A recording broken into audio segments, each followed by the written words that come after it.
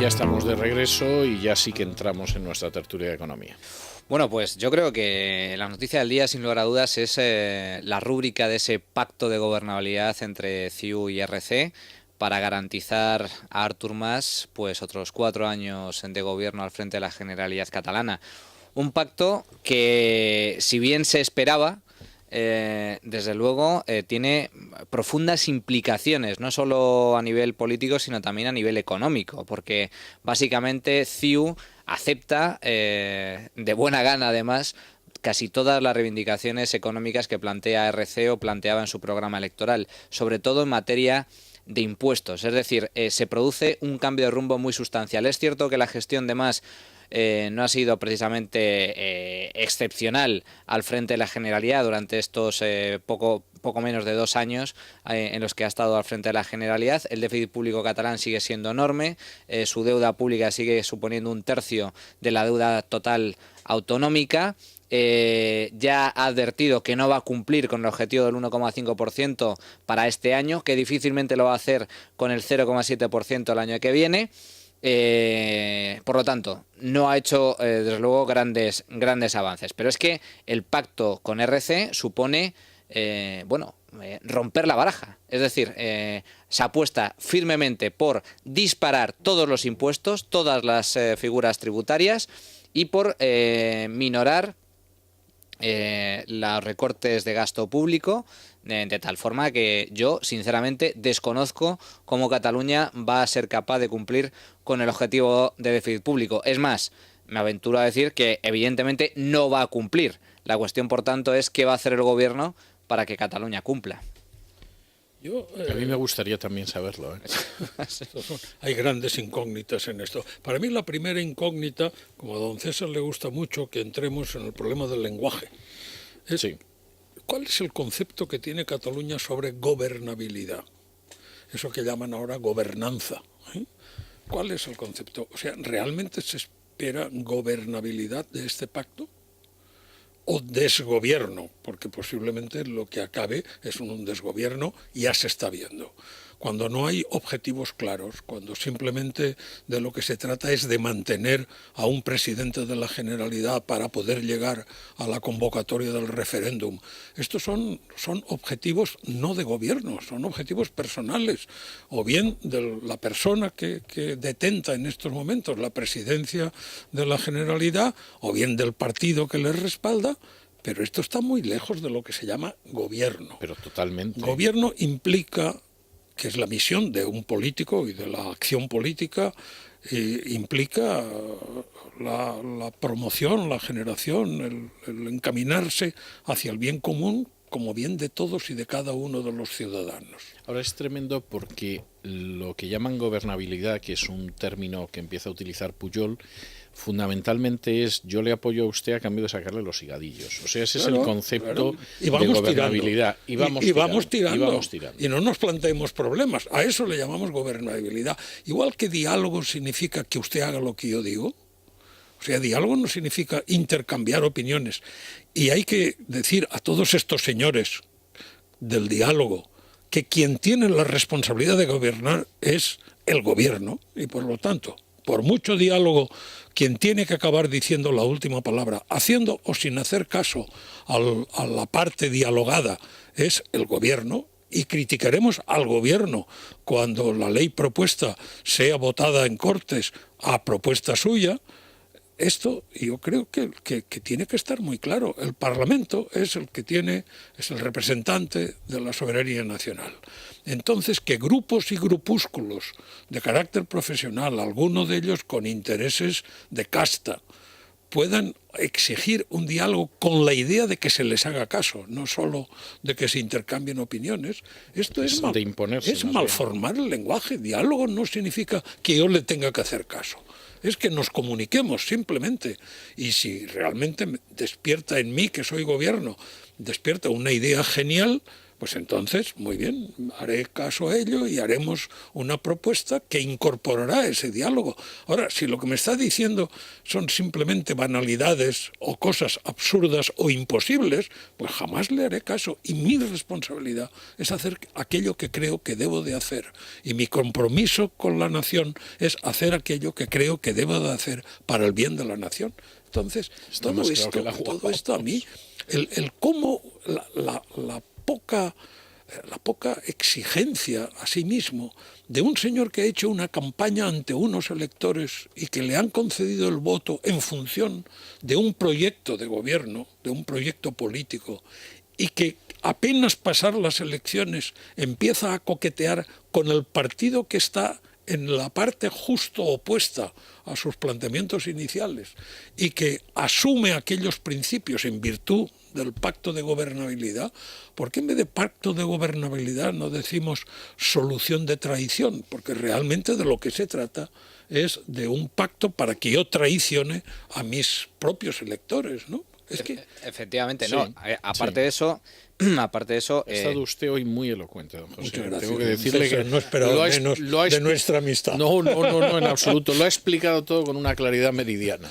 La verdad es que ha levantado este famoso pacto, ha levantado no solo es contrario o antinatura, en el sentido de que va atenta contra los propios votantes,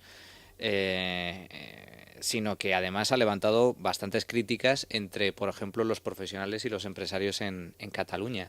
Ha habido declaraciones, por lo menos que yo sepa, de dos grandes patronales empresariales catalanas próximas al nacionalismo de CiU, que han cargado abiertamente contra este pacto de gobierno, de gobernabilidad, como se le quiera llamar. Es que lo que se les viene encima es brutal. También tengo que decir que seguramente es un justo castigo a sus pecados, pero claro, realmente lo que se les viene encima es pavoroso.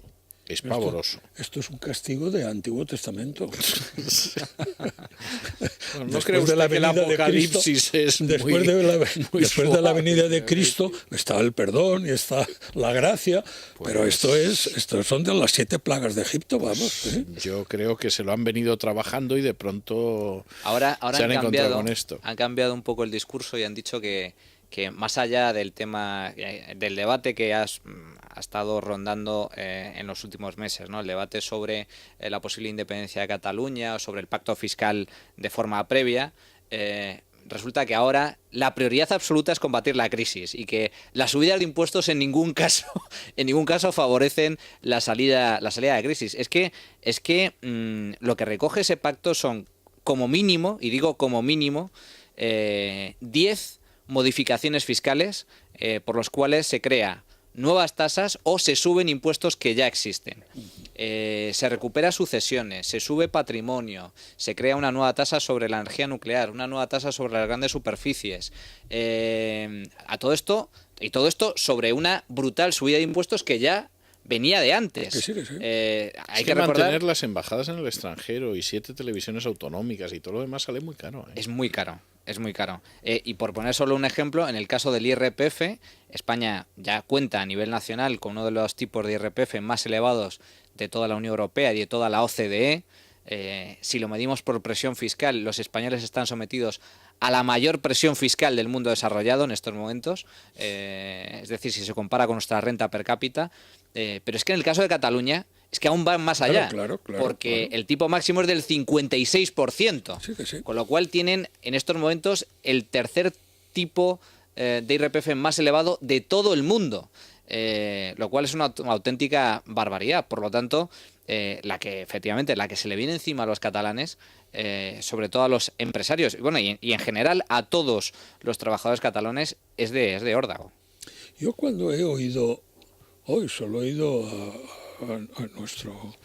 a nuestro querido Juan Ramón, ¿no? Rayo, las medidas a aplicar o la sanción a aplicar caso de movilidad. Es una locura. A mí, ¿sabe lo que, don César? Ya sabe que los que tenemos mucha edad, inmediatamente se nos va a la mente a los hechos vergonzantes del pasado, ¿no? Inmediatamente dijo, ¿pero esto qué es? ¿La ley de bandidaje y terrorismo? ¿Se acuerda usted? En el franquismo no he oído que se fusile a quien pretenda llevarse los depósitos. Tiempo al tiempo. Pero por el momento, me imagino. Ya veremos cuando se redacte el texto qué es lo que queda. Pero a mí me han venido a la cabeza dos leyes. La ley de bandidaje y terrorismo y de la represión de la masonería y el comunismo, que eran dos grandes pilares del franquismo. Leyes que, por otra parte, la de masonería y comunismo, por ejemplo, se castigaba la masonería sin definirla, lo cual también era complicado. También era una actitud realmente divertida. Pero es algo así, ¿no? Decir, y ahora se me ocurre esto, y hay el que intente, pues que se prepare porque iremos a por sus familias. No lo sé, cualquier cosa es posible en esa ley, ¿no?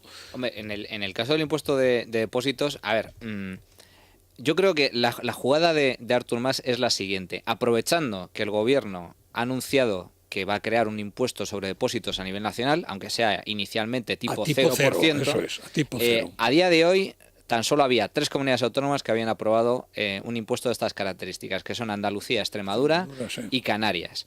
Entonces, ¿qué ha hecho la Generalidad? La Generalidad ha dicho, pues lo que voy a hacer es crear mi propia tasa antes de que se apruebe a nivel estatal este nuevo impuesto sobre depósitos, porque de esta forma, según la Ley de Financiación Autonómica, el gobierno está obligado a compensarme por, digámoslo así, el lucro cesante, es decir, lo que voy a dejar de recaudar, de tal forma que voy a robar un poquito más al Estado. Es decir, yo creo que Artur Mas es consciente de que en ningún caso va a poder aplicar esta tasa, porque si finalmente el gobierno aprueba un impuesto a nivel nacional, aunque sea tipo 0%, evidentemente no la va a poder aplicar porque sería ilícito. Pero sí aprovecha la jugada para quitarle un poquito más de recursos al Estado. Los 500 millones de euros que estima no sé qué es peor, ¿eh? O sea, no sé qué es peor, si el que quiera esquilmar a la pobre gente que vive en Cataluña, que aquello se va asemejando a una desgracia, o a todos los españoles. Que nos esquilme a todos los demás. O sea, sinceramente. ¿Eh? No, yo lo que espero es, a mí todas estas situaciones, cuando ahora estábamos oyendo a Lucía también, que hablaba de las noticias, digo, bueno, ¿y para cuándo la suspensión de la autonomía? No, desde luego. Porque es que, vamos a ver, si es que cuando oía ahora que le decía en materia educativa el choque frontal de Cataluña contra la ley de educación de Wert, pero si no la piensan cumplir de todas maneras, ¿por qué se oponen tanto a ella? ¿Qué más les da a los catalanes si llevan sin cumplir la ley de educación desde que se publicó? Entonces, mire, ni oposición ni nada, como que no la vamos a cumplir, haga usted la ley que le dé la gana, ¿no? Esto parecería lo lógico en vez de enredarse en discusiones. Bueno, sobre poco más o menos es lo que están diciendo. Pero, claro, pero entonces no perdamos el tiempo. Y lo que es importante, yo creo, es que el gobierno del Estado tenga ideas claras y que no ceda. Y que ese planteamiento de que, hombre, como se compensó en su momento en patrimonio también, ¿no? El déficit de ingresos, pues entonces en este momento decir, bueno, de acuerdo, ni un duro, pero ni un duro. Busque usted los artificios legales como los busca Cataluña. Claro.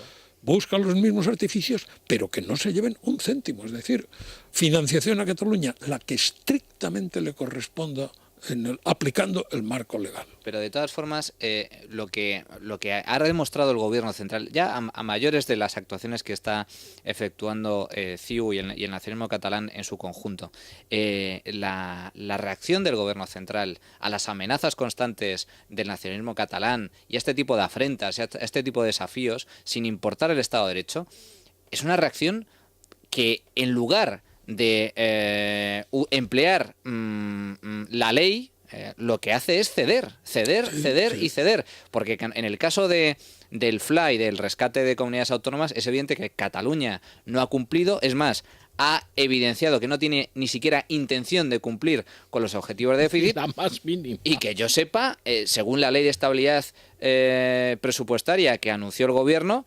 se reserva la posibilidad dicho así, de intervenir una comunidad autónoma, aunque luego, si se lee en profundidad la ley, se ve que eso tiene muchos matices. Pero bueno, en última instancia, digamos que se podría intervenir una comunidad. Bueno, pues si evidentemente hay comunidades que no están cumpliendo, y lo que es peor, no tienen intención de cumplir, ¿a qué está usted esperando para intervenir directamente en las cuentas de esa comunidad autónoma y poner las cuentas en orden? Porque al fin y al cabo, tal y como está concebido el sistema de financiación autonómico, es el gobierno, el Estado, el que en última instancia cuenta con los recursos necesarios para poder meter en vereda a una autonomía, porque es el Estado el que reparte los recursos. Sin duda, sin duda. Es así, y si no lo hace, está desperdiciando un instrumento que tiene al respecto. O sea, la cosa no puede estar más clara.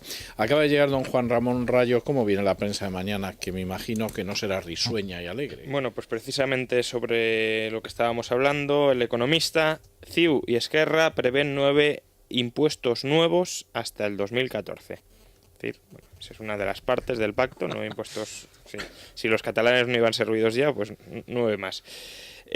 Luego, pues otros que también les gustan mucho los impuestos y ya terminar con de perseguir a quienes se intentan proteger de alguna manera es el gobierno, ¿no? Expansión. Rajoy anuncia, se van a identificar las cuentas de los españoles en el extranjero con indicios de fraude. Es decir, acción-reacción y persecución. Y luego, pues Rajoy también con su claridad gallega, pues nos ha dejado hoy una frase también curiosa, ¿no? El Economista, Rajoy ha decidido no pedir el rescate, aunque no lo descarta. Yo he oído la frase suya es esa exactamente. No lo pido porque creo que no lo debo de pedir, lo cual no implica que no tenga que pedirlo, para lo cual lo pediré. ¿No? O sea, no, pero ahora tiene sentido, es una forma de responder. ¿Y usted decide o no decide? Pues decido. Porque además, lo ha dicho, yo creo que ha estado logrado. En eso es mucho más inteligente que el ciudadano de la oposición, que eso ya es para rasgarse las vestiduras, ¿no? Pero, que ha dicho, dicen que no tomo decisiones porque no pido el rescate. Tomo la decisión de no pedir el rescate y cuando crea que lo debo de pedir, tomaré la decisión de pedir el rescate. Claro, punto. No, si está, o sea, es una forma de dejar de cuadrar al otro tan tranquilo. Y luego 2 noticias sobre, bueno, pues comportamiento probablemente no el mejor posible de nuestro sistema financiero, uno por parte de Cajas, otro por parte del Banco Central, ¿no? Expansión. Olivas coincide con Rato al asegurar que el Banco de España forzó la fusión entre Bancaja y Caja Madrid. Es decir, no le falta razón, ¿eh? No son fusiones de mercado, sino fusiones programadas desde políticas, arriba, fusiones políticas. Y luego, pues, también expansión, el Banco Central Europeo vuelve a aceptar la deuda de Grecia como garantía para prestar. Es decir, nuevamente, según los estatutos no debería poder, pero se sigue haciendo. Lo cual es una profunda irresponsabilidad por parte del Banco Central Europeo. Hoy la prima de riesgo de Grecia se ha hundido como consecuencia de esta decisión. Claro, el Banco Central Europeo, pues digamos que asume en su balance toda la porquería que tiene el Estado griego, el papel totalmente basura, incobrable absolutamente, y se sigue cargando de deuda impagable. Pues bien, o sea, ¿cuándo creéis que veremos el rescate del Banco Central Europeo? ¿Y quién lo rescata? Eso digo yo, ¿quién lo va a rescatar? Porque claro, por este camino cualquier día necesita un rescate el Banco Central Europeo. Sí, pues probablemente Alemania, ¿no? Por eso los consejeros alemanes se han ido yendo del Banco Central Europeo, entre otras cosas porque estaban en contra de prestar y de comprar deuda griega. Claro, de hecho, si nos fijamos en el primer rescate de Grecia, cuando se aplicó la quita sobre los acreedores privados, el Fondo Monetario Internacional ya entonces recomendaba que se aplicara una quita sobre todos los acreedores, incluidos los públicos. Bueno, el principal acreedor público de Grecia es el Banco Central Europeo. Claro. Lo cual, si se aplicara una quita directamente, efectivamente, habría que rescatar, acudir al rescate del Banco Central Europeo. Claro. Esto, yo es que no acabo de ver el planteamiento, esa denuncia de Olivas. Yo creo que esa la recordamos todos, ¿no? Me acuerdo que en algún momento fue tal el entusiasmo de las fusiones y de las absorciones entre las cajas y tal. Yo me acuerdo que un día, con la poca diplomacia que me caracteriza, dije, pero ¿desde cuándo uniendo a 5 idiotas formamos a un premio Nobel? Mire, no. Es imposible. Será un idiota mucho mayor, pero idiota también, ¿no? Entonces, ¿por qué uniendo a 4 débiles va a salir un fuerte. Así es que esto yo creo que lo entiende cualquiera. Este sentido ¿no? común, sí, ¿Lo entiende cualquiera? Lo entiende cualquiera que no haya perdido la cabeza.